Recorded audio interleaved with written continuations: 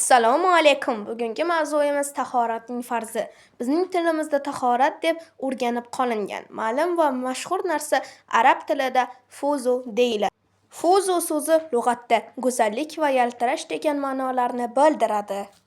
Shariatda esa Allohga qurbot hosil qilish niyati ila ba'zi a'zolarni yuvishga fuzu tahorat deb ataladi.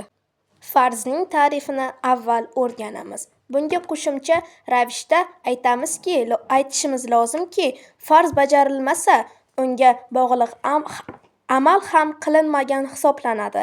Misol uchun, tahoratning farzlaridan birortasi qolib ketsa, tahorat ado etilgan bo'lmaydi. Endi muxtasariy viqoyada kelgan matnni o'rganishimiz kerak. Tahoratning farzi. Yuzni sochdan quloqqacha va jag'ining tagigacha, ikki qo'l va ikki oyoqni chig'anoqlari hamda to'piqlari bilan yuvish.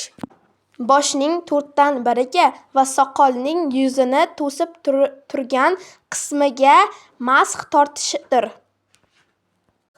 Sharh. Demak, tahoratning farzi 4 ta ekan. Birinchisi, yuzni sochdan quloqqacha va jag'ining tagigacha yuvish. Bu yerdagi yuvishdan murod a'zodan kamida 2 marta tomadigan darajada suvni yetkazish yoki qo'yishdir. A'zolarni 1 marta yuvish farzdir. Yuzning uzunasiga bo'lgan chegarasi peshonaning soch o'sgan joyidan jag'ining ostigachadir. Yuzning kundalangiga chegarasi bir quloqning yumshoq joyidan ikkinchi quloqning yumshoq joyigachadir. Ikki labning va burunning ust qismlari ham yuzdan hisoblanadi. Qosh, kiprik, mo'ylab, yuzdagi qillar, pastki labning o'rtasiga chiqadigan tuklar, mo'ylar va soqolning yuzdagi qismini yuvish ham farzdir. Ammo soqol o'ta qalin bo'lsa, tagiga suv yetkazish farz emas. Soqolning osilib turadigan qismini yuvish farz emas. Ikkinchisi, ikki qo'lini chig'anoqlari bilan yuvish. Qo'lni yuvish barmoq uchlaridan boshlab chig'anoqqa tugatiladi. Barmoqlarning burishgan joylarini va barmoqning uchini to'sib turgan tirnoqlarning ostini yuvish ham farzdir.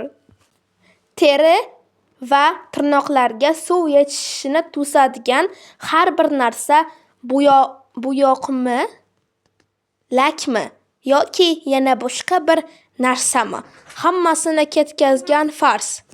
Barmoqda uzuk bo'lsa, uni qimirlatib tagiga suv yetkazish lozim. 3. Ikki oyoqni to'piqlari bilan yuvish. Oyoqni yuvishni barmoq uchlaridan boshlab to'piqda tugatiladi. 4. Boshning 4dan biriga va soqolning yuzni to'sib turgan qismiga masx tortish.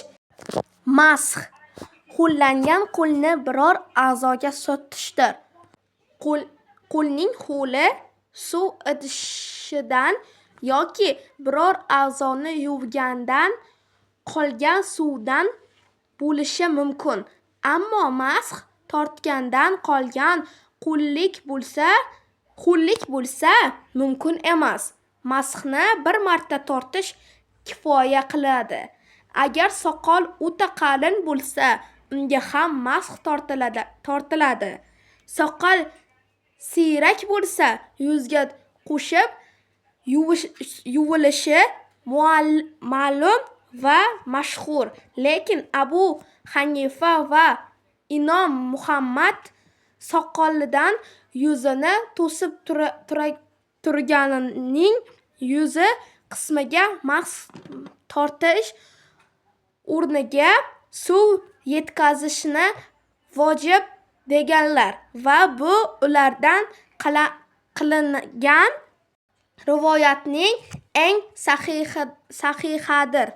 Badoyat kitobining sohibi Abu Shujoz rahmatullohi alayhidan ulamolarning barchasi bu qavldan boshqasidan qaytganlar degan so'zni naql qilgan Fatovi Zohirai kitobida shunga fatvo berganlar deyilgan. Tahoratning farzlari quyidagi oyati karimadan olingan. Alloh taolo Moida surasida: Ey iymon keltirganlar, namozga tursangiz, yuzlaringizni va qo'llaringizni chig'anoqlar ila boshlaringizga masx tortib, oyoqlaringizni to'piqlar ila yuvinglar degan 6-oyat. Bu manbalar Kifoya kitobidan olindi. Barchangizga rahmat.